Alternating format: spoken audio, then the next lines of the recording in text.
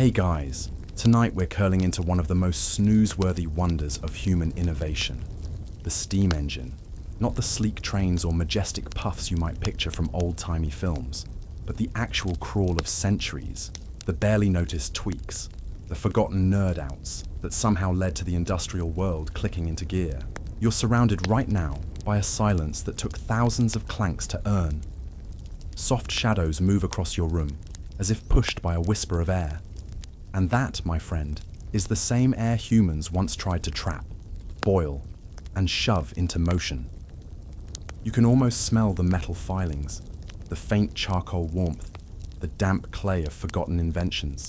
And the wildest part, the first steps weren't even meant to change the world. They were mostly just entertaining. So, before you get comfortable, take a moment to like the video and subscribe, but only if you genuinely enjoy what I do here. Let me know in the comments where you're listening from and what time it is for you. Now, dim the lights, maybe open the window for that soft background wind blow, and let's ease into tonight's journey together. It begins with a puff, not a bang. You're standing, well, kind of floating, among the colonnades of ancient Alexandria. It's maybe the 1st century AD, and steam is more magic trick than machine. Here's Hero of Alexandria, cloaked in mystery and math, happily fiddling with a polished bronze globe on a pedestal. You hear a faint gurgle and then hiss. The globe begins to spin on its axis, steam jetting from 2 tiny nozzles like a child's toy that got into Dad's plumbing kit. You're witnessing the Eolipile, often called the first steam turbine. It's not powering anything useful. No carts, no gears, not even a bread oven. But you can't help but grin. It spins, and that's enough. You feel the damp warmth of evaporating water on your fingers as you lean closer. It's clever, simple, utterly pointless. And yet, somehow, you know you're at the root of something massive. This device, despite its whimsical nature, showed the basic principles of pressure and propulsion. Steam exits, globe turns, motion from vapor. It would take another 1,500 years for anyone to do anything serious with it, but still, not bad for a glorified steam top. What's more, Hero also designed temple doors that opened seemingly on their own when fires were lit, thanks to hidden vessels, steam, and some weight-balancing wizardry. You can imagine the awe of ancient worshippers, walking into a temple where the gods themselves opened the gates. Just don't look too closely behind the curtain. Historians still argue whether Hero's creations were widespread or just rare curiosities for showy temples and elite parties. Some claim these machines were known only to a scholarly few, locked in scrolls and demos. Others believe they inspired generations of experimenters long lost to footnotes and ash. You move on like mist, gliding over centuries of dust and decline. Rome collapses. Scrolls are burned or buried. The Eolipile spins once more, unnoticed, then is shelved for good. As the centuries roll by, you drift through a world that has no real use for steam. Water is for drinking and bathing. Fire is for warmth. And the wind, well, that's the power you trust if you're ambitious. Steam? That's a kitchen nuisance. A foggy window pane, or a wet slap from an overboiled pot. But under your bare feet, in ancient bathhouses and potters' kilns, the principles lie waiting. Heat, pressure, release. You watch as a boy throws wet clay into a fire, sealing it with a makeshift stone lid. It cracks violently after a few minutes, startling the chickens. A neighbor curses. The boy grins. He's just accidentally built a pressure vessel. It won't change the world today, but maybe, just maybe, it whispers a hint of what's to come. Here's a soft secret. The world often forgets its own cleverness. Hero's scrolls were copied by Islamic scholars, debated in dusty lecture halls, and eventually trickled into Europe during the late medieval period. You imagine some monk, hunched over a translation by candlelight, furrowing his brow at the idea of steam lifting a weight. Too fiddly, too silly. Back to theology. Still, the idea lingered, like a low hum under the floorboards. And here's your first quirky tidbit. The Eolipile's name literally means wind ball. You can't help but picture a Renaissance engineer in tights, excitedly yelling about windballs, while everyone else wonders where the cheese platter went. By the time your mind finally settles into this vaporous past, you realize something strange. The steam engine wasn't invented once. It was assembled over centuries, from scraps, misfires, and endless, half-baked tweaks. No eureka moment, just endless fiddling. So tonight, that's what you're falling asleep to. Not the glory of big gears, or the smoke-streaked face of an engineer shouting over a roaring engine. No, you're floating through every boring, brilliant, badly drawn idea that built it. Every misplaced bolt, every kettle that boiled over, every globe that spun and made no money but all the difference. It begins here, in Alexandria, with the spin of a pointless sphere and the smile of a man who had no idea he'd lit a very long fuse. You drift now into the long medieval quiet, the kind of hush that makes your ears ring a little. Steam doesn't roar here, it barely whispers. The centuries between Hero's little spinner and anything resembling an engine are thick with cloisters, parchment, and oddly determined monks. You're floating through the damp corridors of a 12th century monastery. Candles flicker, ink stains fingers. You smell beeswax and wood smoke. And tucked in a stone alcove is a curious machine no one talks much about. A set of pipes, weights, and a bulbous kettle over a fire. It rattles, it hisses, and then it leaks pitifully into silence. This is the medieval world's idea of why not? Steam was being prodded again, not for locomotion, but often for novelty or theological metaphors, or occasionally obscure torture devices. You don't need to know the details. Just imagine something unnecessarily smoky and loud being used to demonstrate divine wrath, because of course it was. Historians still argue whether any of these steam doodads actually existed outside of sketchbooks. Some claim they were just thought experiments, like imaginary blueprints for a future no one had the tools to build. Others suggest small models were built, briefly tested, and then dismantled when the fire risk outpaced the fun. One such tinkerer's name floats up from the fog. Villard de Honnecourt, a 13th century Frenchman who sketched things that make no sense until you tilt your head and squint.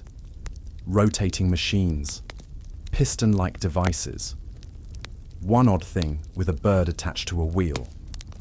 Not quite a steam engine, but you can feel the itch to make things move without hands.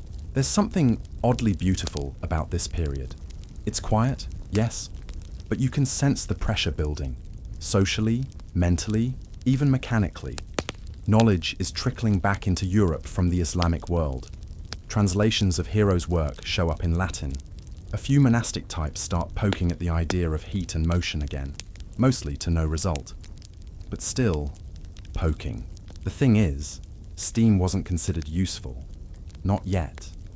You had windmills for grinding, water wheels for pumping, horses for ploughing, and peasants for literally everything else. Why would you need a hissing, sputtering kettle that threatened to explode if you fed it wrong? But there were exceptions. You find yourself standing inside a cathedral in Spain, Toledo maybe, where Moorish engineers designed elaborate fountains and automatic doors powered by air pressure and siphons. Some scholars believe these were early flirtations with the same forces that drive steam. Not engines exactly, but flirtations, gentle nudges, like the machine wanted to wake up but kept hitting snooze. One especially fringe story whispers its way into your ear. In a dusty manuscript from the 14th century, there's mention of a Turkish inventor who supposedly created a steam-powered war chariot. Yes, really. The story's probably apocryphal, but imagine it anyway. A bronze kettle belching clouds, a warrior gripping wildly vibrating handlebars, and the whole thing barely moving faster than a goat. You smirk in the candlelight. That's the medieval energy for you. Ambitious and completely impractical. Even the philosophers got involved.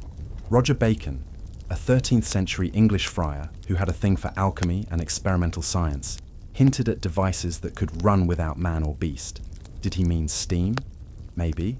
Or maybe he was talking about clockwork and magic powder. It's hard to say. Medieval thinkers were equal parts brilliant and bonkers. Still, There's an unshakable theme here. Curiosity. A kind of slow-motion wonder. These were centuries when people didn't need engines, but they kept sketching them anyway. Not to build them, but just to see if they could. And maybe that's the core of it. This wasn't progress. This was pre-progress. The hazy dream stage. The 1,000-year inhale before the industrial exhale. Meanwhile, back in the monastery, the kettle pops again. A young apprentice jumps. His robe sleeve catches a little ember. A nun nearby tuts disapprovingly. And the monk in charge sighs and scribbles a note. Unstable. Try thicker copper next time. You can practically hear the centuries yawning. But in that yawn is motion. Tiny, invisible tweaks. The kind of boring, incremental nothingness that dreams are built on. There's another curious footnote in your sleepy time travel. Some medieval bathhouses, particularly in the Byzantine Empire, used closed-off furnaces that generated enough steam pressure to make water circulate through primitive plumbing systems. Again, not engines, but pressure, forced movement. You picture an old plumber scratching his beard as he jams a bronze pipe into a wall, grumbling that it's all going to blow if the kids leave the furnace too hot. It's not heroic, it's not cinematic, but it's steam, nudging civilization forward one burp at a time. So here you are, nestled in the long medieval dark, where most people are busy surviving, and only a few are silly enough to boil water indoors for fun. The Aeolipoli is forgotten, engines are centuries away, but the idea, still warm, still simmering. Somewhere out there, someone's poking a kettle and asking the question that builds everything. What if this moved something? You roll softly into the Renaissance now, a time when robes become ruffles, monks morph into men with mustaches and ambition, and steam starts to get dangerously close to the spotlight. Not quite there yet, but it's lingering near the stage wings, waiting for its cue. The air is different here. It smells like oil paint, singed paper, and occasionally, charred eyebrows. Welcome to the world of the alchemist, half philosopher, half pyromaniac. You're standing in a cluttered workshop in Florence or Prague, depending on which way the smoke drifts, and everything around you is bubbling, hissing, or glowing faintly in an unsettling green hue. There's a kettle on a tripod over an open flame, sealed awkwardly with animal gut and wax. Next to it, a man in robes, could be a nobleman, could be a wizard, adjusts a tiny valve with tongs, muttering under his breath in Latin, or just good old-fashioned paranoia. What he's doing isn't called science yet. It's more like experimental prayer, but there's something familiar about the shape of it. Pressure, containment, release. This is the era where steam finally gets a little respect, albeit unintentionally.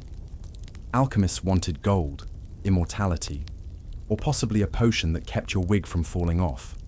But in the process, they got heat and pressure dynamics. You glance at their journals, filled with ornate diagrams of boiling retorts and swelling vessels. Every page seems to scream, danger, may explode. One name rises above the smoky chaos, Giovanni Battista della Porta. He wrote about machines using steam to lift columns of water, basically describing a piston mechanism, centuries before anyone built one properly. Historians still argue whether he actually tested such devices, or if he just dreamt them up while inhaling too much mercury vapor. Then there's Leonardo da Vinci, because of course. He doodled steam-powered contraptions between dissecting corpses and sketching futuristic tanks.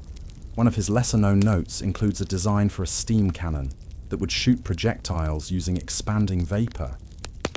Sounds amazing, until you realize he never built it and it probably would have exploded on the second try anyway. Still, it shows the same itch Hero had. Motion from heat, power from vapor. You feel a little thrill as you peer over Leonardo's shoulder. There's that delicate script, those impossibly neat little arrows pointing to parts labeled, "if pressure permits." It's practically a whisper. You can almost hear it. I don't know if this works, but wouldn't it be cool if it did? Elsewhere, in London and Paris, educated gentlemen start forming clubs, natural philosophers they call themselves, gathering around fire-warmed tables with wine, curiosity, and a reckless disregard for safety. One of them drops a bit of water on heated metal and jumps as it sizzles violently. Another jots a note. Expansion rapid, he writes. Potential energy. Further study needed. These are the twilight hours before real engines, but the shadows are starting to stir. Here's your quirky tidbit for the night. One early experimenter, a German fellow named Hans Hauch, claimed to build a steam-powered carriage in the 1650s. It supposedly moved using compressed steam jets and springs. Witnesses said it clattered forward for about 20 feet before either stalling or terrifying the local pigeons. The machine disappeared mysteriously, and some historians now think it was more illusion than invention, or, as one scholar delicately put it, possibly theatrical nonsense. Still, that's kind of the Renaissance vibe. Half brilliance, half baloney. For every actual experiment, there were 3 miracle cures and an invisible dragon in a bottle. But buried in all that woo-woo were kernels of real steam wisdom. You follow a particularly excitable inventor named Geronimo de Ayans, a Spanish officer and all-around Renaissance overachiever. In the 1600s, he patents a steam-powered water pump to help drain flooded mines. That's right, actual use, actual function. The pump reportedly worked using pressurized steam to force water upward through pipes. It wasn't widely adopted, but it existed, and that alone makes it weirdly monumental. Historians still argue how effective it really was. Some say it barely worked, others insist it laid the groundwork for later mining tech. The machine itself, gone, probably rusted into oblivion. But for a flicker of time, it pulsed and hissed deep underground, long before steam was supposed to matter. You're starting to notice a pattern. No one in this era is building a steam engine on purpose. They're solving problems, boiling things, moving fluids, lifting water. The steam is just a side effect, a burp, a shrug. But that shrug keeps getting noticed. You float through another Renaissance lab. This one smells strongly of singed wool and nervous sweat. On a cluttered table, someone's building a primitive pressure cooker, something that looks suspiciously like a steel pumpkin with bolts. The goal? Tender meat. The result? Probably a loud bang and another sealing scorch mark. But hey, progress. This is where we meet Denis Papin. Remember that name. A French inventor working in the late 1600s. Papin builds what he calls the steam digester, basically a beefy pressure cooker. You'll hear more from him soon, but for now, he's just tinkering. A quiet man surrounded by rattling metal, boiling water, and the constant fear of explosion. It's all a little theatrical. Fire, steam, hissing valves. Most people are scared of it, rightfully so. You lean over one device and notice a note pinned beside it. Do not heat unattended. Serious injury likely. Also, please stop stealing the good spoons. Somewhere in a smoky pub, an alchemist is arguing with a merchant about whether steam can be trapped and reused. It wants to escape, the merchant insists. Like my son-in-law. The alchemist just smirks and stirs his pint with a thermometer. And that's the Renaissance for you. Too early to build engines. Too stubborn to let the idea go. Every hiss and puff is a clue. Every scorched bench is a footnote. So you leave this century slightly soot-covered, a bit dizzy from mercury fumes, but glowing with anticipation. Something is about to change, the water's nearly boiling. You step carefully now into the late 1600s, where wigs are large, collars are starched, and steam is no longer just an accident. It's becoming a problem worth solving. Not because anyone wants to race steam-powered chariots or build teapots that whistle in 6 languages. No, this is all about something far less glamorous. Flooding mines. You blink and find yourself standing ankle-deep in grimy water. The walls around you carved from damp rock. The air cold and thick with the scent of metal, mold, and fear. Welcome to a coal mine. The kind that fuels cities and industries and makes people very rich. Unless, of course, the mine floods and turns into an underground swimming pool no one asked for. You see, as mining in Britain pushed deeper, the same old problem kept bubbling up, literally. Water, lots of it, and hauling it out with buckets and horses, not exactly efficient. So engineers and tinkerers started staring at steam not as a curiosity, but as a lifeline. And this is where you finally meet Thomas Savery. Now, Savery is not what you'd call a mechanical genius. He's more of an elegant promoter, the type who wears silk stockings while pitching his latest fire engine idea to the king. And that's what he calls it, a fire engine, a poetic term for a rather clunky, slightly terrifying steam-powered water pump he patented in 1698. The device is simple in concept and questionable in execution. It uses steam to create a vacuum and suck water upward. Sounds great, until you realize it can only lift water about 30 feet and has a tendency to blow up if you're too generous with the fire. Still, Savery's design gets attention. It's crude, inefficient, and dangerously pressurized. But it's the first machine actually sold with the intention of using steam to do real work. He installs a few, mostly in mining operations and large estates. They sort of work. Kind of. Until they explode or leak, or just give up halfway through the job like a teenager on dish duty. Historians still argue whether Savery deserves credit as the inventor of the steam engine. After all, his device has no moving pistons, no rotating parts. It's more of a glorified vacuum flask with a drinking problem. But he did something no one else managed to do before him. He sold the idea of steam power as a solution, not just a curiosity. And that counts for something. You wander into one of his demonstrations where he shows off the pump to a room full of powdered wigs and polite applause. The device makes a horrifying clunking noise. A jet of steam escapes sideways, sending a nobleman stumbling back with scorched eyebrows. Savery clears his throat and says, "As you can see, most effective." The nobleman fans himself with a pamphlet. But something bigger is happening in the background now.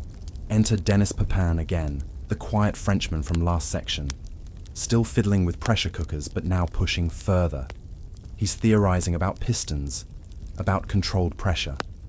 He even sketches a steam cylinder with a moving piston inside. A radical idea that'll soon become the very heart of every steam engine. He writes letters about it. He publishes vague papers. He even builds a little model, a steam-powered piston that lifts a small weight. But no one takes him seriously, mostly because he's soft-spoken and doesn't wear enough velvet.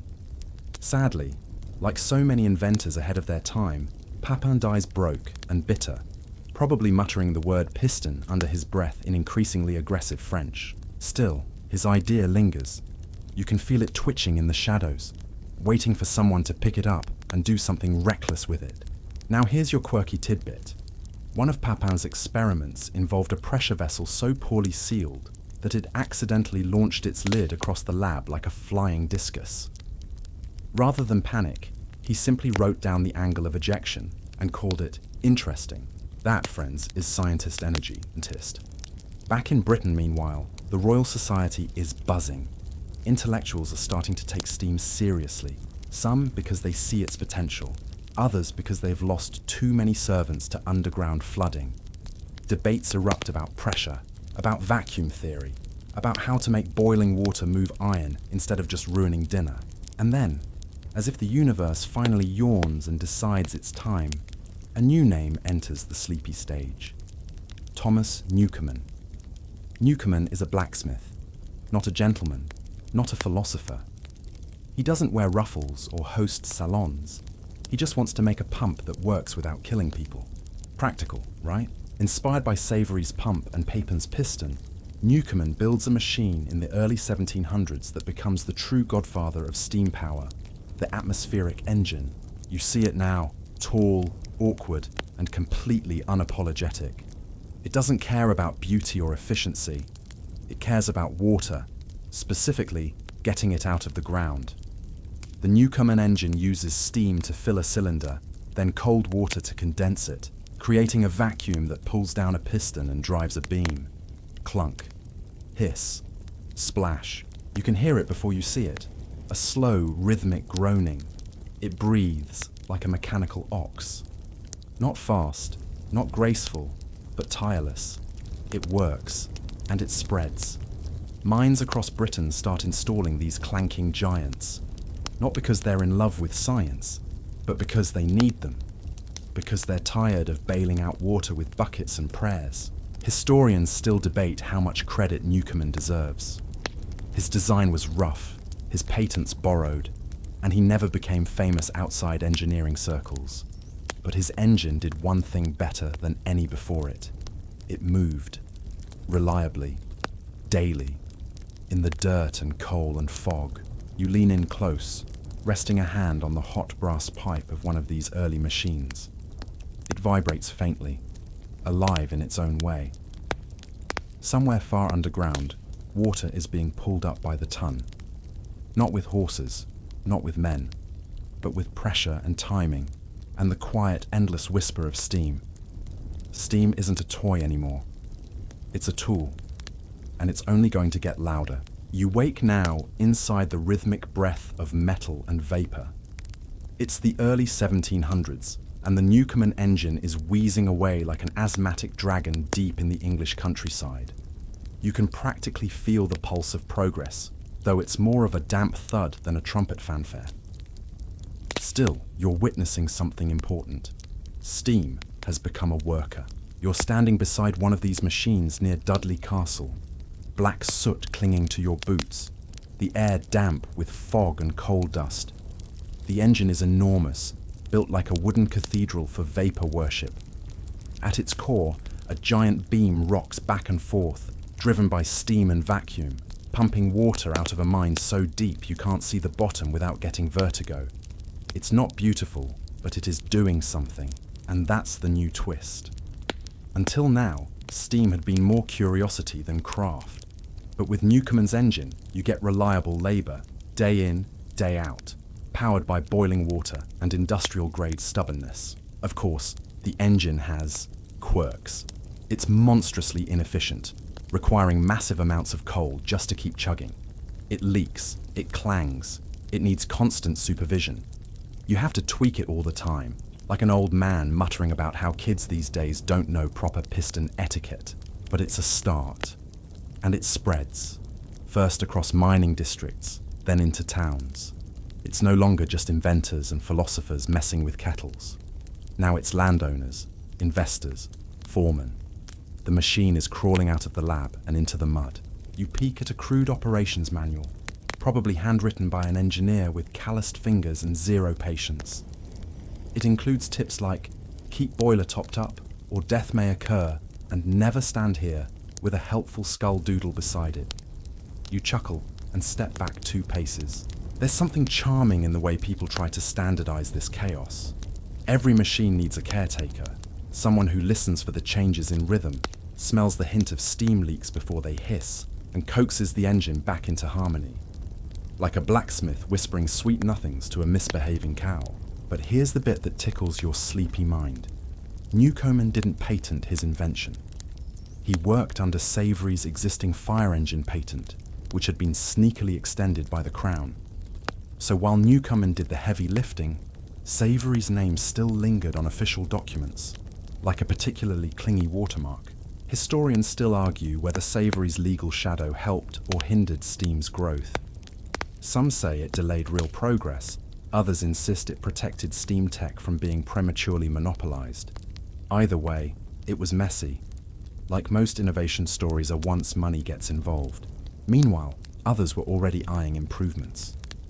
You drift through a workshop in Cornwall, where engine builders tinker with cylinder size and timing valves. They're experimenting in real time, watching as the Newcomen machine becomes not just a curiosity, but a platform, something you can build on. That's when you meet John Smeaton, an engineer's engineer. Smeaton doesn't invent steam tech, but he measures, tweaks, tests. In the mid-1700s, he builds improved Newcomen engines that are stronger, more reliable, and better suited for larger mines. He introduces boring things like efficiency tables and standard parts. He's the friend who alphabetizes your spice rack and fixes your leaky faucet with a ruler and mild judgment. But it works. Engines start performing better. They last longer. They burn less coal. They're still massive and moody, but now they're dependable, like a Victorian grandfather clock with a caffeine addiction. You sit beside one of Smeaton's modified engines as it hisses politely. The beam rises and falls. Water flows. Somewhere above, miners sip tea and talk about ghosts in the shaft. You smile knowing the ghost is steam, and it's very much alive. Your quirky tidbit for tonight? Some early operators believed engines had moods. When the machine ran well, it was content. If it misfired or stalled, they said it was angry. One mine in Devon even held a small blessing ceremony every quarter, just in case the engine felt neglected. Say what you will, but superstition kept a lot of parts well oiled. And here's the real twist. The new Coleman engine is purely functional, but not portable. It's too bulky to power anything other than pumps. So while steam is pulling water from the earth, it's still not turning wheels or weaving cloth. Not yet. Still, you feel a shift coming. People are starting to ask questions. Could you use steam to rotate something? Could you drive a mill, a ship, a carriage? In Scotland, there's a boy named James Watt who's just starting to notice these things. He sees a Newcomen engine at university, watches the slow beat of the piston, and thinks, this is cool. But what if it was better? The seed is planted. Back in the coalfields, Newcomen engines become industrial landmarks.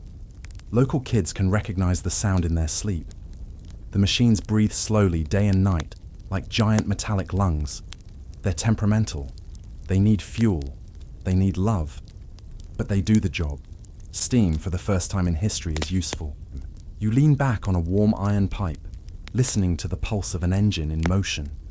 It's imperfect, patched, and entirely too loud, but you sense what's coming. Invention is rarely sudden. It's a million tiny tweaks, 100 awkward half solutions, and a few poor souls getting scolded along the way.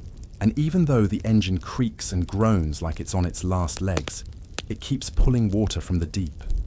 Drop by drop, it's draining the past and making space for what comes next. You're drifting now toward a colder coast, brushing past fog-thick alleys and frost-laced panes of Glasgow in the 1760s. The clatter of horse carts fades behind you, replaced by a soft hiss of something more precise. You're stepping into a room that smells of pipe smoke, wet wool, and ink. The laboratory of a certain instrument maker named James Watt. At first glance, Watt isn't particularly imposing. He's small, sharp-eyed, often sick, always thinking. He fiddles with lenses and barometers by day, but it's the broken Newcomen engine model he's asked to repair for the university that lodges itself under his skin like a splinter of destiny. You crouch beside him now as he stares at the machine in quiet frustration. It's the same atmospheric engine you've met before, large, noisy, and about as fuel efficient as setting coal on fire just to toast your eyebrows. And Watt is unimpressed. But here's where it starts. Not with lightning bolts or prophetic dreams, but with long walks. Watt takes the engine apart in his mind during strolls through the frost-bitten Scottish air. He doesn't want to just patch the flaws. He wants to rethink how steam does its job. You hear the idea land in his head one cold afternoon. What if the steam had its own place to condense? That's it. That's the pivot. Instead of cooling the whole cylinder down each time to create the vacuum, what if steam condensed in a separate chamber, staying hot in one place, cold in another? It seems almost too obvious once it's said, but no one's done it. Not like this. He sketches, mutters, tests. The separate condenser idea becomes real, an elegant, quiet revolution. You feel it. The moment steam becomes something sharper, controlled, measured, not just trapped and released, but guided with care. Historians still argue whether Watt's true genius lay in the design or the discipline. Sure, the separate condenser is clever, but it's the way Watt obsesses over every aspect that starts to transform the steam engine from a mind-bound slug to a tool that can power the world. You glance over his shoulder as he jots down pressure readings, cylinder dimensions, ratios for boiler sizing. He's not content to let steam do whatever it wants. He wants precision. He wants steam to behave. And he isn't alone.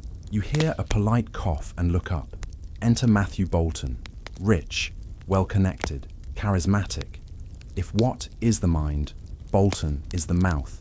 He spots Watt's potential instantly and offers what every inventor dreams of: funding, facilities, and protection from creditors with questionable mustaches. Their partnership is a quiet marriage of brilliance. You wander the halls of their Soho manufactory in Birmingham, the air scented with machine oil, metal shavings, and ambition. This is no backyard lab. It's a factory that builds engines. Not one at a time, but systematically, with interchangeable parts, skilled workers, and careful planning. Together, Watt and Bolton turn the steam engine from a bespoke, temperamental beast into something repeatable, exportable, scalable, and yet, even as they build, they also guard. Watt's patents become legendary, ironclad and litigious.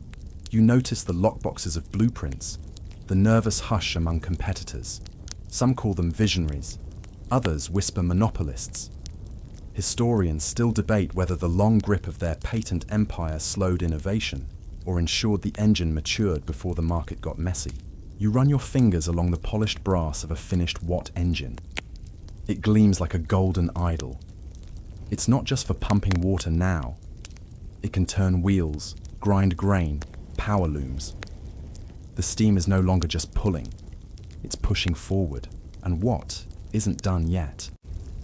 Ever the tinkerer, he adds a centrifugal governor, a spinning set of balls that automatically regulates speed. It wobbles like a drunk ballerina, but works with uncanny grace. Steam, once chaotic and jumpy, now purrs with consistency. That alone makes factory owners swoon. Your quirky tidbit. Watt was so obsessed with secrecy that some of his drawings were written in mirror script, Da Vinci style. A petty precaution, maybe. Or maybe he just didn't trust anyone not to steal his thunder. Can't blame him. Ideas were like currency, and steam was becoming gold. Factories bloom. Mills hum. And slowly, cities begin to wake earlier and sleep later, their schedules syncing not to sunlight, but to the hiss and grind of engines. What was once the domain of coal street miners is now slipping into textile towns and urban centers. You step outside into a street glowing orange with gas lamps. Somewhere nearby, a Watt engine ticks beneath a mill floor, turning spindles. Workers file in. Time is money now, and steam keeps time. And here's a quiet truth. Watt never built a railway engine. Never saw his steam used to launch ships or power trains. That came later. But without him, none of it would have happened. He didn't just build a better engine, he taught the world to trust steam. You sip imaginary tea in a drawing room lit by firelight and science. You think about how one tweak, the separate condenser, unlocked an entire era. How all this industry began not with explosions or grand declarations, but with a cold walk, a warm idea, and a man who wouldn't let steam off the hook. Outside, you hear the steady clunk of an engine working through the night. You smile and let your thoughts drift like mist from a kettle spout, rising into what's next. You open your eyes to the thrum of gears and the buzz of looms, and suddenly, you're surrounded by the rhythmic heartbeats of a rising machine age. Factories stretch like metallic forests, their smokestacks coughing black clouds into a sky that's forgotten the color blue. It's the late 18th century now, and the steam engine, tamed and polished by Watt and Bolton, is no longer a novelty. It's a revolution hiding inside boilerplate. You step into a cotton mill in Manchester, where a Watt engine spins great wheels that power entire floors of machinery. The walls tremble with motion, threads stretch taut, cloth flows endlessly.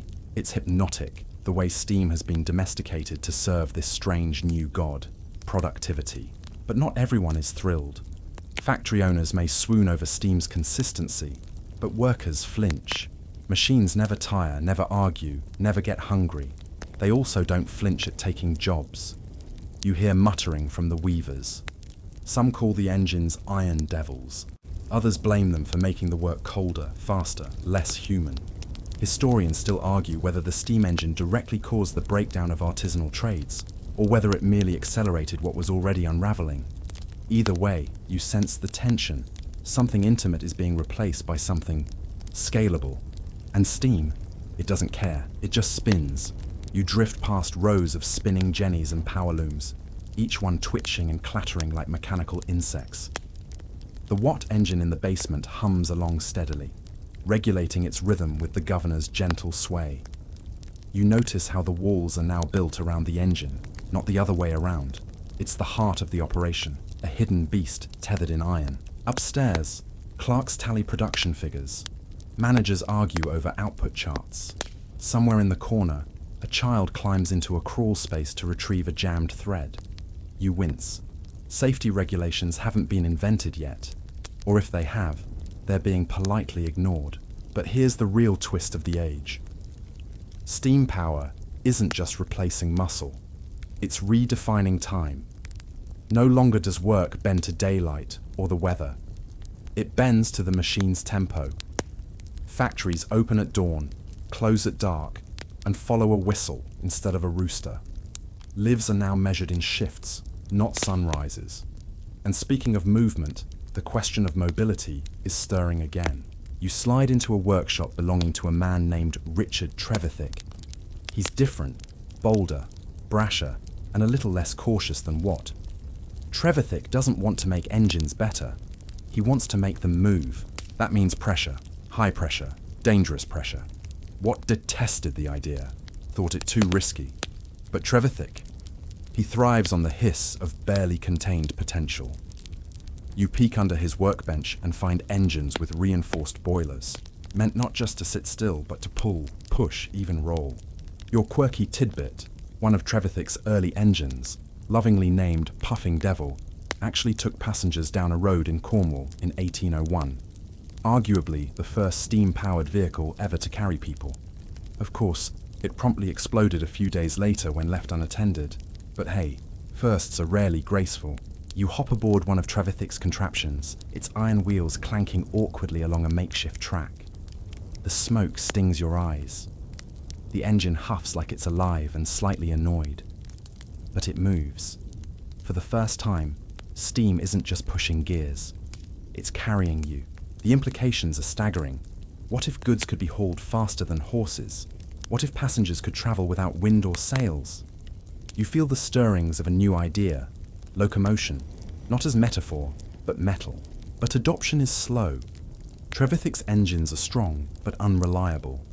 His investors are nervous. His roads aren't ready. And so, while he builds the first real railway engines, he dies poor, his genius mostly unrecognized. Another reminder that history doesn't always reward the first. It rewards the ones who arrive with blueprints and a business model. Back in the cities, factories are booming. Coal is vanishing from hills faster than it can be replaced. Trains are whispering in dreams, but they're not quite real yet. Still, you feel it. The world is moving towards something faster. Steam is no longer just a marvel. It's a momentum. You lean against a soot-covered wall outside a textile mill and watch the workers file out. Their hands are stained with grease and thread. Their lives are more mechanical than human, some say. But the steam engine has done something strange to society. It's equalized fatigue. Rich or poor, master or apprentice, all now rely on the hum of pistons. And still, steam pushes deeper. It enters breweries, paper mills, sugar refineries. It starts heating homes, running elevators. Every industry it touches changes, then changes everything around it. It's the ultimate butterfly effect, but instead of wings, it has a flywheel. Your boots crunch on gravel as you follow the tracks outside the factory. They're still wooden rails now, but you know where they'll lead. Somewhere, just a few decades from here, an engine called the Rocket is waiting to tear through the countryside and change the map. But we're not there yet. You take one last look at the cotton mill. The steam engine in its basement exhales steadily, like it's dreaming of tracks and terminals. And maybe it is. Because soon, steam will leave the factories and flood the world. You find yourself stepping into the bustling heart of Birmingham's Soho district, where the clatter of metal and the hiss of steam meet the clink of fine china. This is the Soho Manufactory, a palace of pipes and pistons owned by Matthew Bolton, the man who saw beyond James Watt's sketches and into a future powered by steam. As you enter, you feel warmth, both from the coal fires and from guests gathered in polished reception rooms, sipping tea under brass chandeliers that glow like giant steam condensers. You're flanked by polished iron columns, each one a monument to precision engineering, and you can almost hear the ghost of Watt's separate condenser humming in approval. Bolton strides ahead, silk waistcoat catching the light, a grin on his face that suggests he's just sold the sun to someone who only needed a candle. He's more than a partner. He's the strategist, the promoter, the one who turns a brilliant idea into a brand that clients can't ignore. Historians still argue whether steam power would have flourished without Watt's genius or without Bolton's silver tongue. Probably both, but that's the fun of the debate, isn't it? You pass a display table where a gleaming engine model sits beside a pamphlet titled Description of the Steam Engine Improved. The pamphlet promises economy in fuel and miraculous application, though a sharp-eyed visitor might notice the fine print that warns of occasional hissing and mild risk of eyebrow singeing. Welcome to the age of marketing, circa 1782. As you move through the factory floor, you feel the oily scent of machine lubricants mingling with the sweet aroma of fresh biscuits. Bolton believed no visitor should leave hungry or unimpressed. Skilled metalworkers file and fit parts, their hammers echoing like distant church bells. You imagine the clang of their tools as a kind of industrial hymn, praising the union of Watt's cylinder and Bolton's business acumen. A curious fringe tale drifts your way. Some say Bolton kept a pet rhinoceros in a secret courtyard to astonish investors.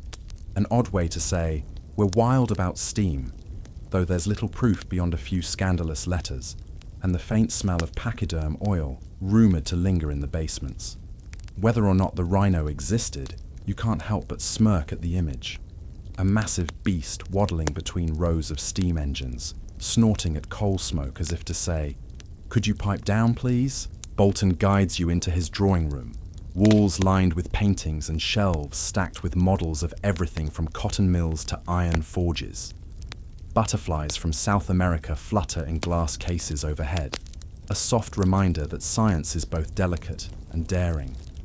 He pours you a cup of tea, strong enough to power a small engine, and leans in, lowering his voice conspiratorially.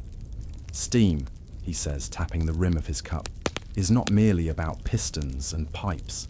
It's about persuasion. You taste chamomile and ambition in equal measure. Across the table, a young engineer fumbles with a newly designed governor for a high-pressure engine. Bolton nods approvingly. Watt's centrifugal governor was a marvel, but clients now clamour for tighter speed control. You lean closer, catching the click of brass balls swinging outward like shy ballerinas. Steams dance towards self-regulation. The engine outside will run cleaner, steadier, less likely to burst into a frenetic tango and fling coal dust everywhere. There's a mainstream fact here. By 1800, Bolton and Watt had installed over 400 steam engines across Britain, powering mines, mills, and pumping stations, transforming industry more radically than any invention since the printing press. You feel the weight of that achievement in the gentle hum of a nearby engine, like a purring cat that's also strong enough to haul coal. If cats could haul coal. You wander into an experimental shop, where Bolton's artisans are testing new boiler designs. Thick plates of wrought iron, hammered flat by hand, are clamped and pressed until they hold the promise of higher pressures and longer lifespans. You touch one plate and feel vibration, as though the metal itself is impatient to be installed. Bolton believed that better boilers would open doors to even stranger applications. Steam-driven ships, steam chariots, steam lawnmowers for eccentric millionaires. No joke, someone tried once. In the corner, an almanac lies open with a marginal note in Bolton's handwriting. The future will judge steam by its versatility, not by how much water it boils. You smile at the understatement. Versatility is exactly what he's selling. You remember earlier sections. Heroes Aeolipile spinning for show. Newcomen's clanking lump in damp mines. Watt's quiet genius condensed. Now here's Bolton, wrapping it all in polished promises. Your quirky tidbit. Bolton once hosted a gala where he unveiled an automaton orchestra powered by a miniature steam engine. The tiny musicians played a medley of Handel, their puffs of steam synchronized like clockwork yardbirds. Guests left convinced that steam could animate not just machines, but art itself, though many later claimed they'd simply had too much punch. Through large windows, You glimpse the smokestacks rising against a charcoal sky, each one a testament to engines built in this very foundry. Birmingham's skyline is no longer dotted with church towers alone. It's punctuated by pipes that breathe day and night, urban lungs fueled by coal and ambition.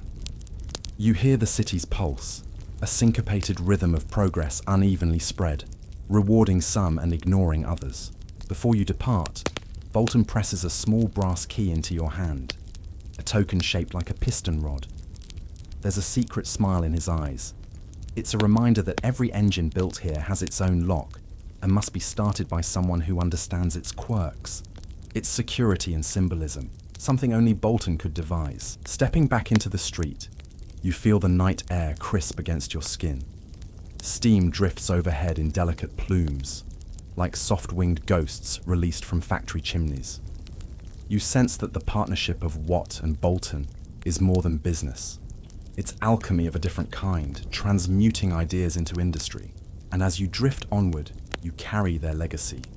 The spark of invention, the craft of persuasion, and the understanding that even the mightiest engines need a little charm to truly roar. You drift onward through the humming corridors of innovation, feeling the low-frequency rumble of pistons, as though the earth itself were breathing. It's the turn of the 19th century, and you're surrounded by an orchestra of valves, gears, and curious contraptions, each one a tiny rebellion against chaos. This is the age of endless tweaks, where inventors fine-tune steam's temper, like clockmakers coaxing time from springs. You're in a dimly lit workshop cluttered with metal shavings and oil-stained blueprints. The scent of heated iron mingles with the sharp tang of lubricating grease. Around you, engineers of all stripes, some in frock coats, others in soot-blackened smocks, tinker and measure, each intent on making steam behave just that little bit better. At the center of it, all sits a row of engines, each one an evolution of its forebears. There are flyball governors slowing or speeding engines automatically, pressure gauges inscribed in tight script that give operators their first real look at steam's invisible force, and bizarre gear trains that translate linear piston motion into the circular rotations of mill shafts. You lean in close to one of those governors, watching its brass balls wobble gently outward, then drift inward, as if breathing in time with the engine's heartbeat. Here's a mainstream fact to anchor your floating mind. James Watt patented his centrifugal governor in 1788, a device that automatically regulated engine speed by balancing steam admission according to centrifugal force. That invention alone made it practical and safe for engines to run continuously, powering factories through the night without constant human adjustment. Yet with each improvement came a fresh set of headaches. You overhear a grumbled conversation between two engineers. These governors never account for load changes unless we redesign the linkage. And the pressure gauge still lags by a hair, making the boiler sing too hot. Their voices echo against the clanging backdrop, like a pair of reluctant duet partners. Historians still argue whether these incremental advances, the steady drumbeat of minor inventions, were more critical to the Industrial Revolution than the grand breakthroughs. Some say it was the big ideas that mattered. Others insist it was the daily grind of tiny fixes that truly unlocked steam's potential. You recall the fizzing clay jar from ancient Alexandria, the Aeolipile, and smile at the distance travelled. Back then, one spinning sphere was a novelty. Now, you're amid a symphony of metal, each instrument honed to precision. A peculiar fringe story drifts through the workshop. A Lancashire millwright once crafted a musical speed gauge by installing differently sized toothed wheels, so that as the engine accelerated, it played a rudimentary tune on an attached bell. Workers claimed it was more accurate than any brass gauge, but company accountants disagreed after tallying the cost of broken bells. On a battered oak table, you find a new gadget called an indicator diagram, invented by Watt's collaborator John Southern around 1796. It traces the pressure inside a cylinder over time on a moving drum of paper, giving engineers a visual record of the steam's performance cycle. You watch the paper roll beneath a pencil, the curve rising and falling like a mountain range in miniature. It feels intimate, almost personal. the engine confessing its secrets in ink. Your eyes drift to a set of gears configured in an odd ratio. 3 teeth on one cog driving 7 on another. The reason? The engineer believed that odd ratios reduced resonant vibrations, which he claimed were responsible for causing boiler seams to leak. Whether that theory holds true is debate fodder today. Some scholars point to metal fatigue as the real culprit. Others credit these weird gears with saving entire mills from disaster. You wander to a row of boilers under test. Each one has a different lining: brass, copper, even an experimental ceramic coating meant to reduce internal scale buildup. A young technician dips a rod into the hottest part of one and smiles as vapor curls off his glove. He scribbled notes in the margin. Bristol clay mix reduces limescale. See if it lasts 100 hours. You admire his patience. It's the small hours of trial and error, baking, scouring, watching, recording, that knit together big progress. In the far corner of the room, steam whistles ring out. Originally invented as safety devices, an audible warning of overpressure, they've become a kind of industrial Morse code. Engineers tap out messages about maintenance schedules, lunch breaks, even warnings to keep curious children away from the boilers. One boilermaker insisted on using a siren whistle so shrill that no one could ignore it, but it frightened the livestock of nearby farms until the countryside petitioned for quieter models. And then there's the relentless quest for efficiency. You find yourself drawn to a blackboard scrawled with thermodynamic equations, early attempts to quantify steam's enthalpy and predict performance. They call it indicator theory. You trace a chalk line down a formula that calculates work output as a function of cylinder pressure and volume. It looks impenetrable, but in these calculations lie the blueprints for engines that will one day cross continents and power steamships across oceans. Amid all this technical frenzy, you sense an undercurrent of pride and paranoia. Many inventors guard their tweaks like treasure, scribbling diagrams in cipher or hiding new valve shapes beneath sealed cabinet drawers. Rumor has it that one tinkerer coated his unique valve springs in a secret oil blend to keep trackers guessing, and might have sued his own brother to protect the recipe. Occasionally, you catch a glimpse of something unexpected. A laboratory cat curled beside a cooling cylinder, lapping up condensation drops with evident satisfaction. Workers swear she's the engine cat, bringing good luck to any machine she visits. It's superstition, yes, but as you've seen, steam thrives on both science and a pinch of whimsy. You pause by a wall filled with tiny enamel plates, award medals from various exhibitions praising Best Adjusted Governor or Most Accurate Gauge. Each one a record of friendly competition, a reminder that thousands of minds were racing to out-tweak each other, often standing on the shoulders of those who came before. It's a testament to the era's collaborative yet cutthroat spirit. As you slip out of the workshop into an alley slick with coal dust and evening rain, you hear the engines behind you settle into a steady drone. The adjustments, the prototypes, the midnight oil burned, each one a drop feeding the torrent of steam-powered progress. You sense that every bolt rethreaded, every valve reshaped, every gauge calibrated wasn't wasted effort, but an essential stitch in the industrial tapestry. Steam, once a playful toy in ancient temples, has become a precise instrument, tuned, regulated, and endlessly fussed over by generations of engineers. Each tweak was a tiny whisper. A bit more here, a little less there, until the clanking chaos smoothed into harmony.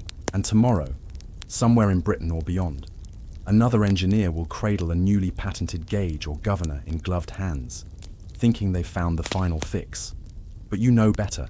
Steam's story is written in notes of adjustment, in quests for better control, in the infinite patience of tinkerers. So you stroll on, letting the distant hiss of cylinders lull you forward, carried by the gentle insistence of progress. The age of the steam engine was never a single thunderous note. It was a symphony of minor chords, each one essential, each one barely heard over the last, carrying the world inexorably into motion. You drift now into a dimly lit chamber, lined with leather-bound ledgers, legal briefs, and the faint metallic tang of burned quills. Welcome to the underbelly of steam's rise, where ideas are both currency and camaraderie, and sometimes both spark litigation. This is the world of patent wars and pressure games, a high-stakes theatre where ingenuity prowls alongside greed. As you settle into a high-backed chair, its velvet cushion worn by nervous elbows, you feel the tension in the air. On one side sits Matthew Boulton, polishing his patented Watt engine drawings as if they were royal portraits. On the other, a cadre of rival inventors, coils of schematics in hand, each convinced their own tweaks are the key to steam supremacy. You're in London's Court of Chancery, circa the early 19th century, where steam technology is litigated more furiously than any duel at dawn. Here's a mainstream fact to anchor your observations. Between 1790 and 1800, Boulton and Watt aggressively defended their patents, initiating over 20 lawsuits against engine builders they believed infringed on the separate condenser mechanism or other critical improvements. Their legal campaigns stretched patents and patents stretched minds. And for years, many small workshops dared not touch steam innovation for fear of a summons rather than a handshake.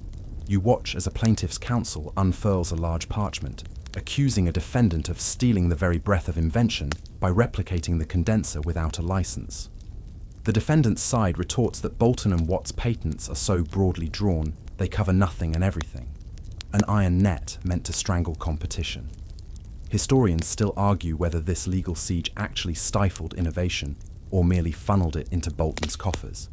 But there's no denying it made the patent office a battlefield. You lean forward as the judge, powdered wig, trembling slightly, reminds both parties that to err is human, to patent is profitable, though you suspect he said something more archaic.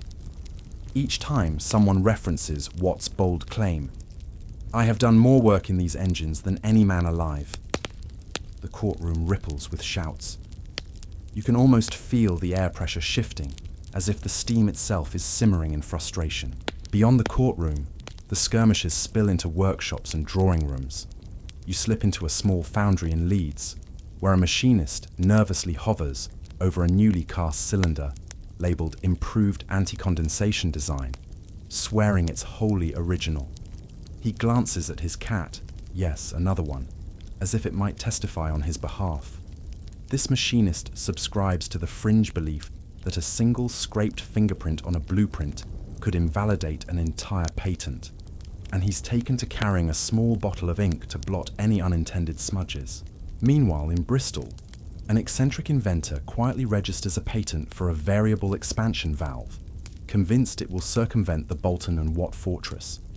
He packages his design in ciphered text and scatters dummy schematics to throw off spies. He even employs a private detective, a rather dapper fellow in plume-feathered hat, to trail potential infringers, noting suspicious trips to libraries and taverns alike.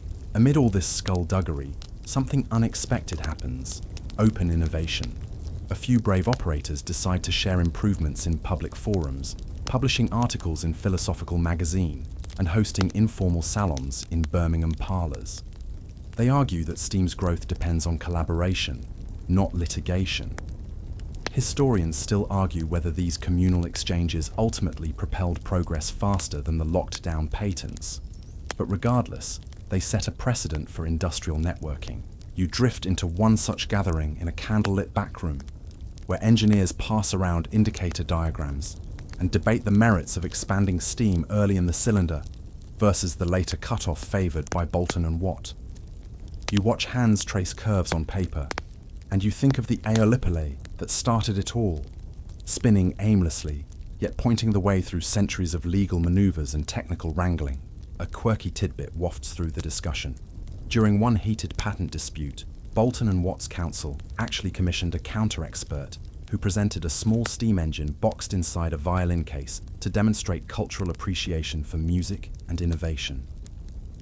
The engine whistled a few bars of Haydn before being decommissioned by a startled bailiff. Spectacle or proof? The judge didn't care, awarding damages to Boulton. You slip back into the courtroom just as the gavel falls on another contested case. The defendant, a once proud millwright turned defendant, bows his head and mutters that he'll never be an inventor again. Yet history reveals that those very workshops he sued went on to refine compound engines and high-pressure boilers, quietly skirting patents by altering valve timings by a fraction of a second. Outside the court, you encounter a weathered carriage painted with bold letters. Invention safe on board. It belongs to a travelling patent lawyer with a knack for turning obscure legal clauses into gold mines. He hands out calling cards shaped like tiny pistons and boasts of his ironclad guarantee. You wonder if he's ever built anything that hisses. Through all the conflict, you sense a paradox. Patent battles were both a barricade and a catalyst. They protected investment, ensuring Watt's condenser wasn't stolen wholesale, yet they forced inventors to innovate around rigid boundaries. The result? A surge of alternative designs, some brilliant, some bizarre, and a few downright combustible. In the end, you realize Steam's narrative isn't solely about boilers and buried cylinders. It's as much a story of legal drafts, courtroom drama, and the clever workarounds born from necessity. Every injunction, every licensing fee, every sealed vault of drawings shaped the engine's evolution as surely as any piston stroke. You step out of the courtroom into the misty London twilight, the echo of shouted objections fading behind you. In the distance, a steam whistle calls across the Thames, a reminder that, regardless of lawsuits, the engine still breathes. Patent wars may have throttled some inventions, but they also taught steam to adapt, to find new paths, and to whisper its relentless drive through every legal crack. And so you drift on, carried by that enduring hiss, knowing that innovation often thrives not in spite of restrictions, but because of the pressure they create. You slip next into a workshop that feels more like an alchemist's den, dark, cluttered, and thick with the smell of heated metal and varnish. It's the early 19th century, and steam power has proven its worth, but every boiler remains a ticking bomb. Hissing safety valves may release pressure, but catastrophic explosions still shatter ceilings, ruin fortunes, and scar the walls of towns. Now, you're here to see what people do when they decide that simply patching holes isn't enough. Fireproofing the future. You're standing on a grated floor above a test pit. Below, engineers fire up a newly cast boilerplate until it glows orange, then drench it with cold water to check for cracks. You feel the heat on your face and the rattle of rivets as steam explodes in miniature all around you. One miscalculation here, and the blast could rip this workshop to splinters. You clutch the handrail and watch with bated breath. Here's a mainstream fact. William Fairbairn and his colleague Eaton Hodgkinson in Manchester conducted systematic tests in the 1820s and 30s, subjecting iron plates to repeated heating and quenching to determine optimal boiler thickness and shape. Research that led to cylindrical boilers replacing dangerous flat plates. Their work raised safety standards across industry and saved countless lives. But progress never comes without a bit of weird. Your eyes catch an odd contraption. A leather-covered helmet mounted on springs, connected by tubes to a tiny boiler. Legend says it was a prototype engineer's safety cap, designed to release pressure upward through exhaust vents instead of sideways in an explosion, thus protecting the wearer's vision. It never went into production, partly because the valves tended to jam, and partly because no one wanted to explain a boiling helmet to insurance underwriters. Meanwhile, metalworkers experiment with different alloys. Some coat plates with a thin layer of copper or tin, believing the softer metal will absorb microcracks and prevent brittle failure. Others dab a paste made of clay, graphite, and animal fat onto seams, convinced it forms an invisible shield. Historians still argue whether these early coatings truly improved boiler longevity, or simply delayed the inevitable until after the warranty expired. You drift to a shelf lined with small canisters labelled in spidery script: tung oil emulsion, creosote compound, Barton clay. A technician dips his gloved finger into each and smears it across a hot rivet, watching how it chars, cracks, or peels. He jots notes on a clipboard. Creosote ignites at 200 degrees. Reject. Clay holds at 250 degrees. Monitor in next trial. Your own fingertips tingle, as though recalling every overboiled kettle you've ever cursed. One fringe anecdote floats past you. an eccentric inventor in Yorkshire claimed to have developed a self-sealing boiler by embedding live silkworms in the seams, arguing their silk would swell with moisture and plug leaks. The experiment failed. Silkworms don't survive heat, but the inventor published a lengthy pamphlet anyway, complete with illustrations of puzzled worms in tiny Hessian pouches. Even the shape of boilers becomes a battleground. Flat-sided boilers are cheaper to make but prone to bulging. Round ones resist pressure better but cost more iron. Fairbairn's research favoured cylindrical designs, but some cottage industries persisted with boxy boilers out of frugal stubbornness. Historians still debate whether the shift to cylinders was driven by empirical data or simply by the persuasive power of Manchester's industrial lobby. Under one workbench, you find experimental rivets punched from soft iron mixed with trace amounts of copper. The idea? Softer rivets would compress more fully, creating tighter seals. In practice, they deformed under pressure and had to be drilled out and replaced more often.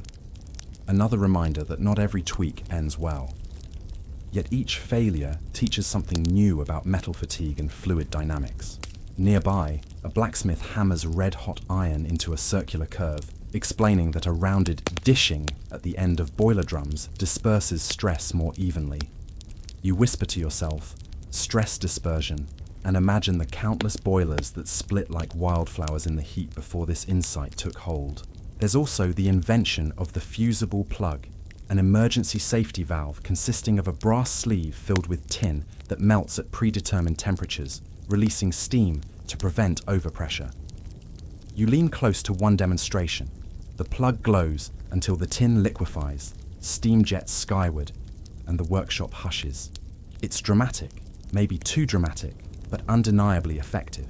As you wander through stacks of boiler blueprints, you overhear an engineer grumble, "We've tried every coating, shape, alloy, and gadget, yet explosions still happen." His colleague sighs, scratching notes about gauge lag and embrittlement. You sense their frustration. After decades, steam still demands respect. Your quirky tidbit for the night. One disgruntled mill operator once painted skull and crossbones symbols around his boiler house, hoping to scare workers into keeping a closer eye on water levels.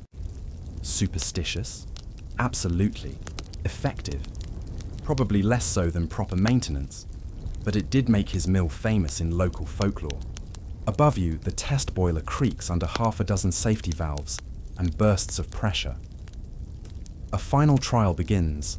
A fire is stoked beneath two aligned cylindrical chambers connected by copper pipes, Fairbairn's latest design. You watch as it hums through its cycle without incident, then gradually wind down the flame.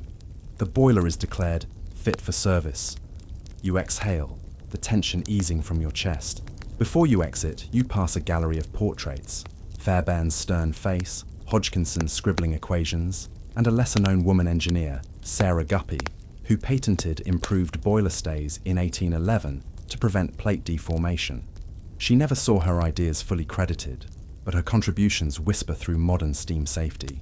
Stepping into the cool evening air, you feel the weight of all those failed coatings, bursting plates, and emergency plugs. Steam's power is miraculous, but only because thousands of sleepless nights went into keeping its fury in check. You can almost hear boilers everywhere sigh in relief as you walk away, each one a little safer thanks to the fireproofing tinkers who refuse to let steam remain a hazard. And as you drift off, you carry with you the reminder that in the age of steam, safety wasn't a luxury. It was the quiet foundation upon which the world's greatest machines rose. You awaken to the shrill blast of a steam whistle echoing across rippling water, then step aboard a paddle steamer tethered to a wooden dock. The year is 1812 in the Thames estuary, and steam has finally leapt from stationary engines into vessels that glide across rivers and press into the open sea. You feel the deck shudder underfoot as paddle wheels churn, sending frothy wakes into the evening mist. It's a marvel to behold. Gone are the days when boats relied solely on wind or oars. Here, steam condenses into motion, metal muscles pulling iron arms through water. You're on the Comet, one of the first commercial steamships, piloted by Henry Bell on Scotland's River Clyde. Passengers crowd the deck, merchants, curious aristocrats, and anxious ducks. watching a small boiler roar beneath the deckhouse and drive twin paddles that rotate like lunar wheels. Historians still argue whether Bell's Comet or Robert Fulton's Clermont deserves first credit for steam navigation. Each claims precedence, Bell for commercial viability in 1812, Fulton for crossing the Hudson in 1807.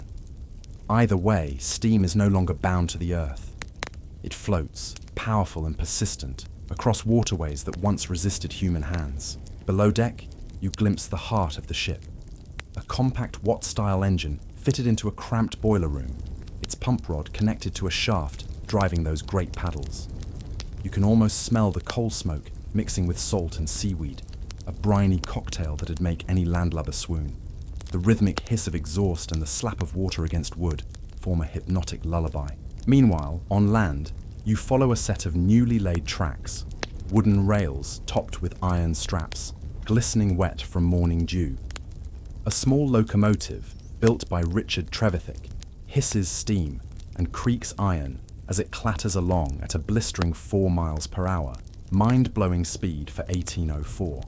Trevithick's Penydarren engine hauls both iron rails and astonished onlookers, though the rails buckle under its weight and the experiment ends in a whimper.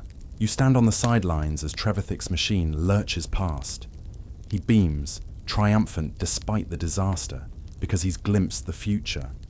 Steam on rails. You imagine iron horses pulling cargo across landscapes, linking cities like beads on a necklace. But it's still an experiment. The rails aren't ready, the wheels too heavy, and the public too wary. Your quirky tidbit drifts ashore. An ambitious inventor once built a steam-propelled canal boat called the Sans-Pareil, complete with side-mounted paddle boxes shaped like oversized seashells, intended more for show than speed. It barely managed a mile per hour before the copper cladding started to peel and the paddles detached, sending onlookers scrambling for impossible selfies in the 1820s style. Back on the riverboat, dinner is served. A humble stew heaped into tin bowls, warmed by the residual heat of the engine room. You chat with the captain, who casually mentions he's logged nearly 100 voyages, with only 2 boiler leaks and 1 minor explosion. Statistically encouraging, but still enough to keep life insurance premiums high. You grin politely, hiding the fact that just yesterday in Liverpool, a rival steam packet exploded its safety valve and showered dock workers with hot water. No fatalities, but plenty of burnt egos. Farther inland, engineers experiment with rail gauge widths, wheel flange sizes, and track bed materials. They test wrought iron, fish-bellied rails, thicker in the middle for strength, and groan as early cast iron rails snap under loaded wagons. They scribble heated notes. Standard gauge debate, crucial, narrow saves cost, wide improves stability. Historians still argue whether George Stephenson's 4 FT812 in gauge was the definitive choice or simply the most convenient compromise for coal routes in northern England. You stride along a gravelly embankment as an experimental locomotive coasts by, its chimney spouting white steam in staccato bursts. The driver adjusts an early steam injector, a gadget that feeds water into the boiler under pressure, keeping the engine running longer between stops. You realize that every drop of water saved, every pound of steam reused, is a small victory in the grand quest to conquer distance. Soon, steam will not only cruise rivers and rattle rails, but cross oceans. You picture massive sidewheelers and screw-propelled liners braving the Atlantic, steamships like SS Savannah making the first transoceanic journey in 1819, though part sail, part steam, and heartbreakingly slow. Still, the Atlantic's vastness crackles with possibility, no longer an insurmountable barrier, but a highway waiting to be paved in iron and fire. Before you leave the wharf, you pause to watch a trio of ducklings paddling in the wake. They bob gently, oblivious to the revolutionary power propelling them onward. They're only here for a ride, but you're here for the future. And that future is steamy, creaking, and unstoppable. You step off the deck and onto the quay, where rails jut from the mud and chug toward unknown horizons. Steam is no longer content with stationary labor. It's on the move, wrapping the world in iron networks and forging a new sense of time and distance. And as you wander off toward the rising tracks, the hiss of paddles and the clatter of wheels merge into a single, persistent call. Onward. You step through the threshold of a modest Victorian home on a crisp morning and instantly notice how steam has slipped into the quiet corners of daily life. Gone are the roaring factories and clanking engines. Here, steam puffs discreetly from small brass nozzles, ticking off errands you barely notice. You're in the parlour of a growing middle-class family, where coal fires burn low and steam-driven comforts hum like gentle lullabies. Imagine the room, patterned wallpaper, oil lamps flickering softly, and in one corner, a gleaming cast-iron box on legs, an early radiator. You lean in, running a finger along its ridged surface, feeling the warmth radiate outward. This hot water apparatus, patented in the 1840s by Angier March Perkins, quietly warms rooms without the smoke and soot of open fires. Historians still argue whether these systems truly improved urban living or merely shifted pollution from hearth to boiler. But there's no denying how seductive it is to feel heat without ashes beneath your feet. Nearby, a woman pours tea from a porcelain pot, steam curling in lazy spirals above her wrist. She doesn't even glance at the kettle. It's now an automatic, steam-regulated device that whistles a soft note precisely when the water reaches boiling. You remember how far steam has come since that first eolipile. Now it's your kitchen's courtesy bell, not a novelty in a temple. In the hallway, a slender pipe leads down to the basement, where a compact Bolton & Watt boiler sits tucked behind a lacy curtain. You can hear it's alive, a soft pshh each time the pressure valve ticks, a reminder of its steady work without the oppressive roar of Newcomen's dragon. This is steam you live with, not steam you fight, a background hum that defines domestic comfort. Across the hall, the laundry room invites you in with the smell of damp cotton. You watch as an assistant lowers a bundle of linens into a gleaming copper cylinder wrapped in coils. It's a steam-driven washing machine, one of the first to use injected steam and agitation to clean clothes. Before this, you'd scrub by hand, back aching, hands pruned, imagination wandering back to mills where power looms snapped threads and hopes alike. Now the machine does the work, and you sip hot chocolate by a nearby fireplace, astonished. Your quirky tidbit for the morning. In some upscale households, ingenious tinkers installed steam-powered vacuum systems, long iron pipes reaching into every room, all connected to a central exhauster in the basement. A servant would open a valve, and whoosh, crumbs vanished, and dust spiraled into hidden ash traps. It was the world's first built-in Hoover, though guests often recoiled at the suction noise and the idea of dust flying unseen through walls. Back in the parlour, someone adjusts a small ornate engine clock. It's not just gears. This clock is driven by a tiny oscillating steam piston that ticks in sync with a minute hand. It chugs with muffled precision, compensating for variations in household pressure. Patrons once debated whether such clocks offered true accuracy or simply impressed dinner guests. Scholars still argue whether steam-driven timepieces were precision devices or fragile parlour toys prone to seepage and misfires. You wander outside to a narrow garden terrace where steam joins leisure.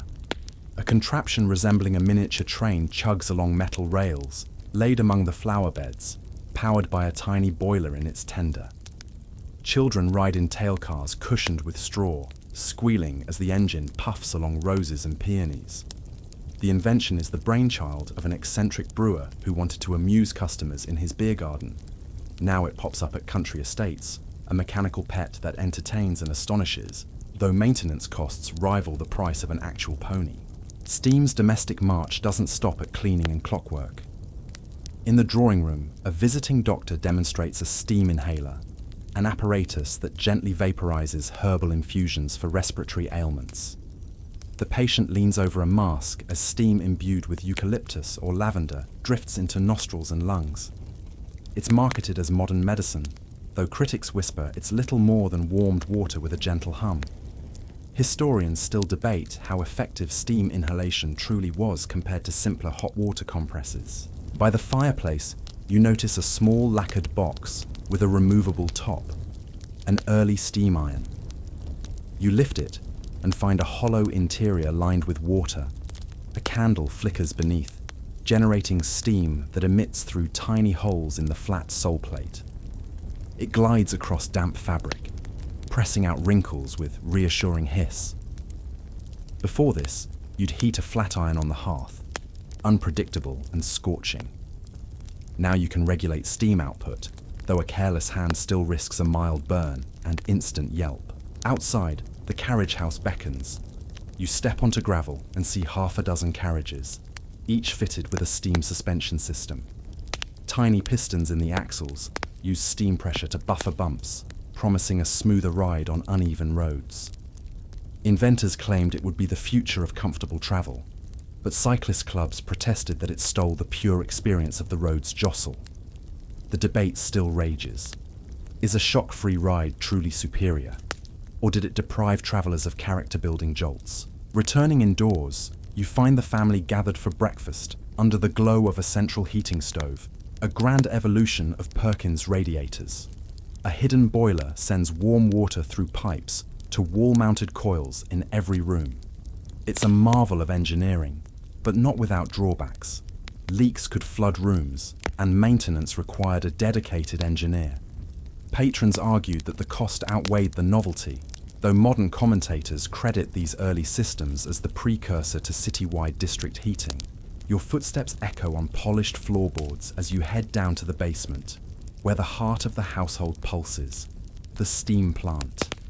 You climb a ladder beside a control panel with pressure gauges, water level indicators, and levers shaped like pistol grips. You imagine the caretaker here, adjusting valves before dawn, ensuring the family wakes to warmth, cleanliness, and the soft mechanical embrace of steam. Pause to consider how far you've drifted from the dark mine shafts of Newcomen and the Soho manufactory's clang. Steam has shed its industrial scowl and adopted genteel manners, slipping into parlours as a gentleman's butler, constant, unobtrusive, and occasionally prone to spilling hot water on a novice's knuckles. Historians still argue whether steam's domestic applications truly improved quality of life or merely created new desires and debts for comfort. Yet there's no question that these innovations laid the groundwork for modern appliances.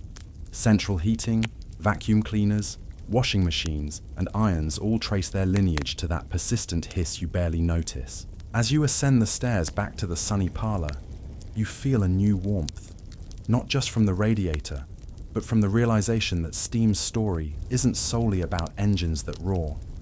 It's about the subtle puffs that soothe, clean, and organize your everyday world. You sip your tea, steam rising in gentle spirals, and smile at how this once wild force has become your servant, your entertainer, and your silent companion. Outside, a neighbour's chimney puffs white plumes against a pale sky. Somewhere in the distance, a paddle steamer groans, and a locomotive whistles, a reminder that steam still powers the grand and the humble alike. But here, inside the home, steam has become something softer. A quiet comfort that hums beneath your feet and warms your hands, guiding you through each day with gentle insistence. You drift into a dimly lit workshop that smells of oiled metal, wood shavings, and old tea leaves, its solitary occupant hunched over a miniature boiler barely larger than your fist.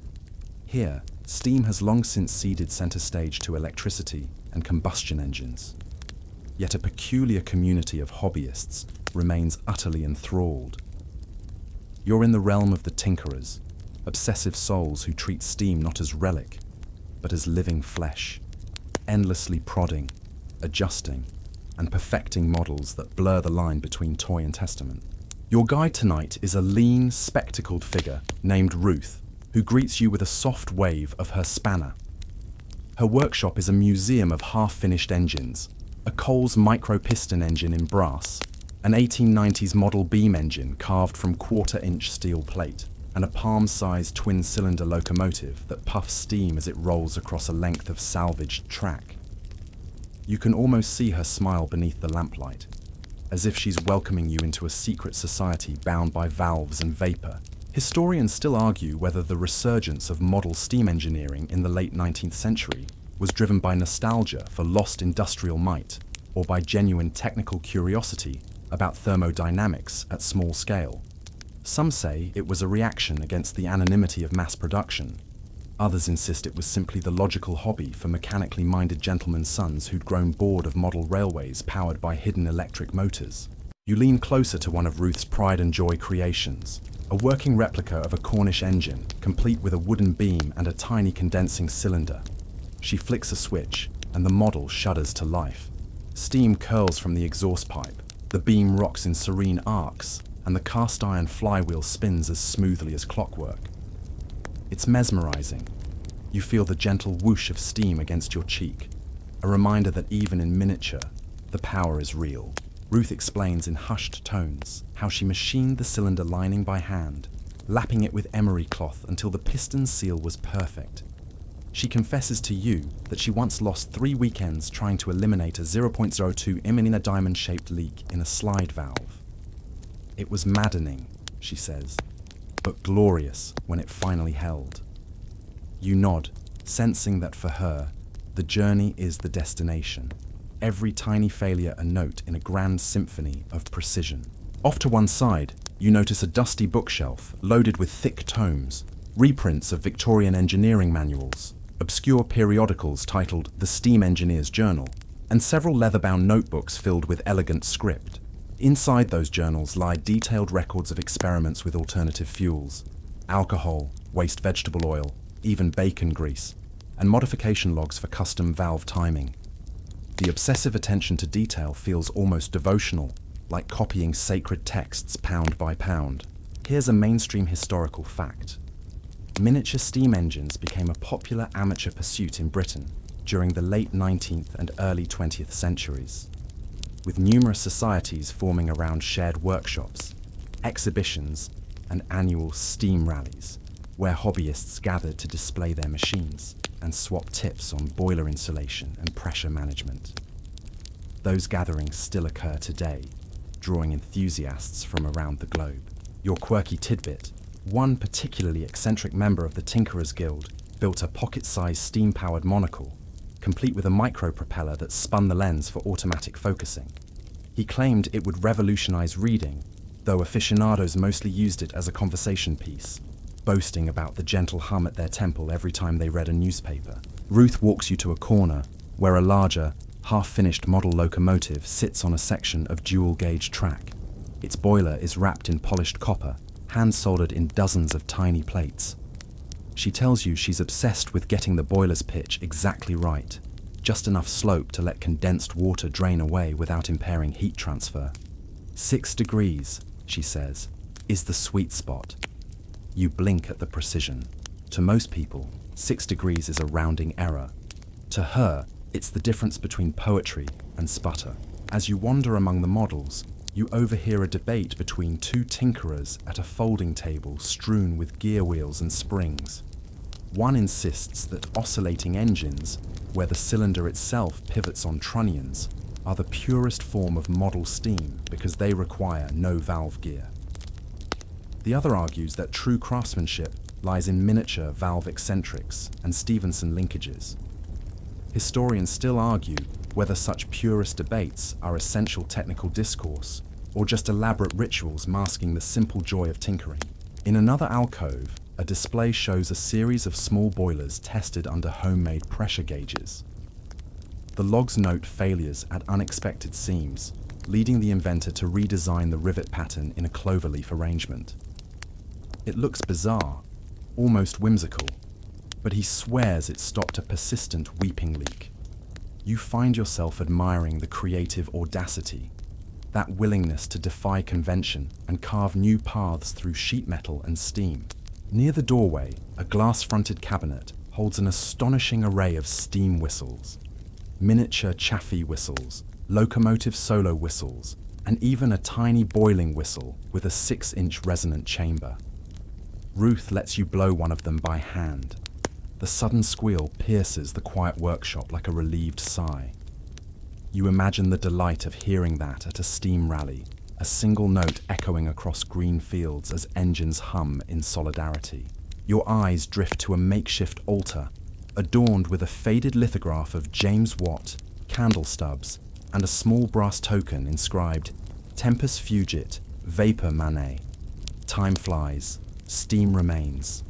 It feels both ironic and earnest. You ask Ruth about it. She says it was crafted by a friend who died in World War II, one who saw steam as eternal against fleeting human strife. It's a poignant reminder that for these hobbyists, steam isn't just a mechanical force, it's a connection to past, present, and future. You step outside into the crisp night air, where a line of portable boilers glow under lantern light, and the faint hiss of steam drifts like music. Enthusiasts in tweed jackets gather around, passing flasks of tea and recounting tales of midnight builds and narrow escapes from boiler disasters.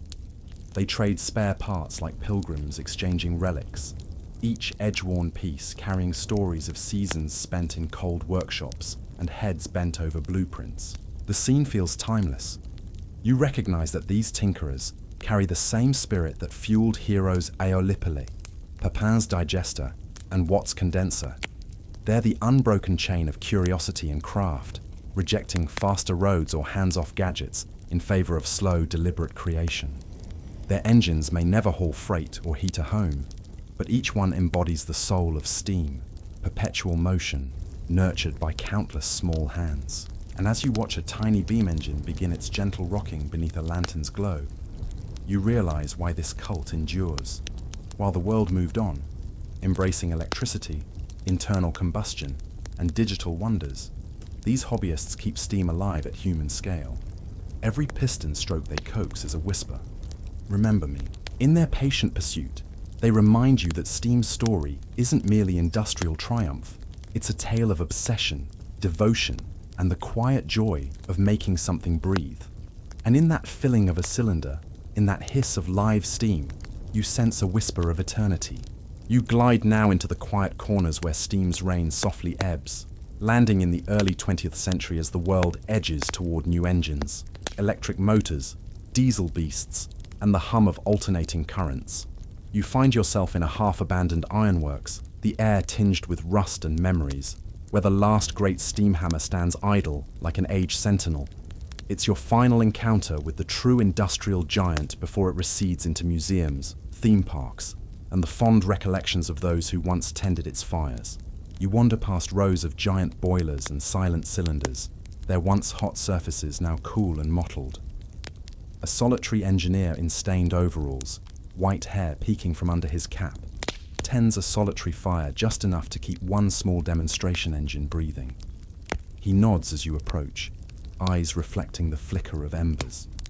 This is steam's swan song. Not a grand finale, but a lingering murmur. Here's a mainstream fact. By 1920, steam locomotives still hauled nearly 90% of world rail freight and carried millions of passengers annually, though their dominance was already slipping in favor of internal combustion rail cars and electrified lines. The age of steam on rails peaked around World War I, after which newer technologies offered greater efficiency and lower maintenance costs, signaling the beginning of steam's soft decline. You run your hand along a polished piston rod in a once thunderous engine shed. The grooves and nicks are like the wrinkles on an old friend's face, each marking a story of decades spent shuttling coal, ore, grain, and people across continents. You feel the hollow echo of past rhythms, the memory of whistles at dawn, and the chug of heavy trains slicing through valleys. As you drift deeper into the works, you overhear the engineer explain to a young apprentice how to fire a small-scale demonstrator. He speaks fondly of the grumbling giant that powered the armories, mills, and docks, then notes, steam was the backbone of modernity, until we found something lighter to carry it. You see the apprentice's eyes widen. To him, this engine is already ancient history. Historians still argue whether steam's decline was inevitable, driven solely by economic forces and technological leaps, or whether cultural shifts, like wartime nostalgia and environmental concerns, hastened its retreat. Some maintain steam would have lingered longer without the disruption of global conflict. Others point to the rapid pace of electrification and oil infrastructure as the true catalysts of change. You pause beneath the hulking frame of a stationary coreless engine, its intricate valve gear frozen mid-cycle. This particular engine once powered textile mills around the globe, prized for its variable cutoff that saved fuel and smooth torque. It's been silent for decades, but you sense the genius of precision in its design, the same devotion that shone in every engineer who ever tweaked a governor or relined a boiler. Your quirky tidbit. In the 1940s, one eccentric collector in Scotland restored a decommissioned steam engine solely to power the household jukebox in his study. He rigged the engine to drive an improvised generator, ensuring that every time he played a record, a small piston would pump away in the next room. Neighbors complained about the rhythmic clatter interrupting late-night jazz sessions, but to him, it was pure charm. You lean against a steel column and watch dust motes dance in a shaft of afternoon light. Each particle seems to carry the scent of coal smoke, machine oil, and ambition. You think of the countless boilers that burst, the miles of pipes that hissed, and the generations of workers who coaxed power from water and fire. It all converged here, in these quiet cathedrals of iron and steam. And yet, you notice the strange softness now. Where once pistons roared, there are only occasional hisses, like a ghost clearing its throat. A few enthusiasts tinker with model engines in one corner, while elsewhere, a retired driver runs a miniature steam locomotive on a short exhibition track. The grand individualism of scale has shrunk to hobbyist devotion. You wander outside as dusk falls, and the great shed yawns behind you.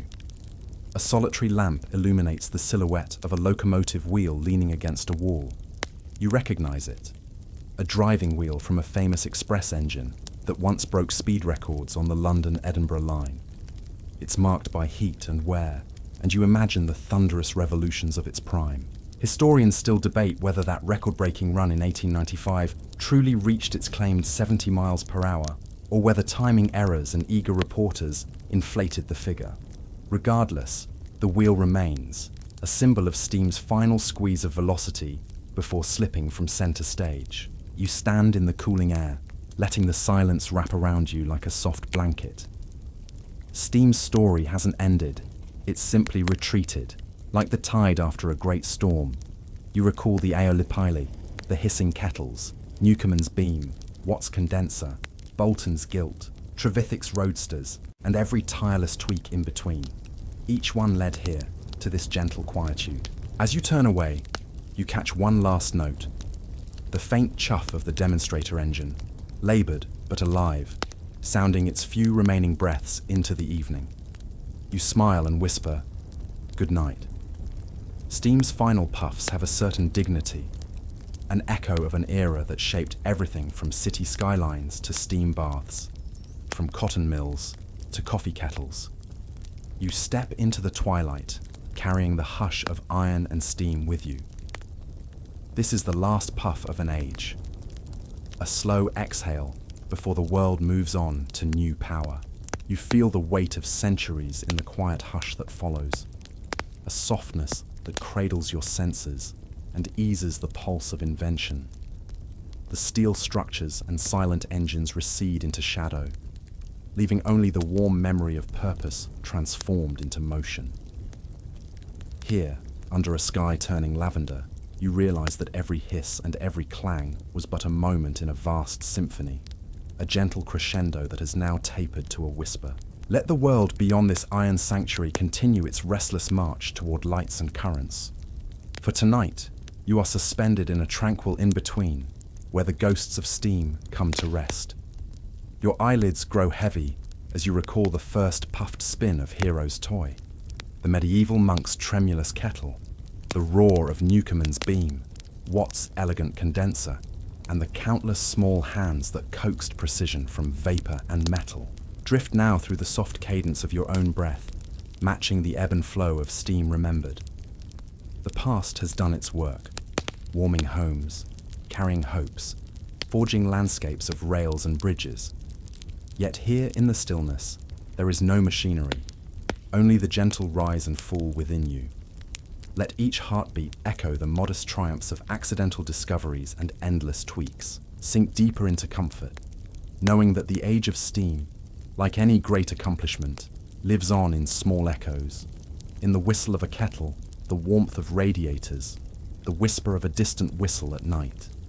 Those echoes are the soft legacy of human curiosity, tending coals and charts alike, stoking the fires of progress. So now, as your thoughts unfurl in this tranquil space, release every worry with each exhale. Your journey through steam's history has been an odyssey of steam, steel, and subtle wonders. Let it settle, like fine soot, into the corners of your mind and gently dissolve. Sleep warmly, carried by the last wisps of an era that taught us how to tame vapor and bend it to our will. The world spins forward, but tonight, you rest in steam's gentle embrace.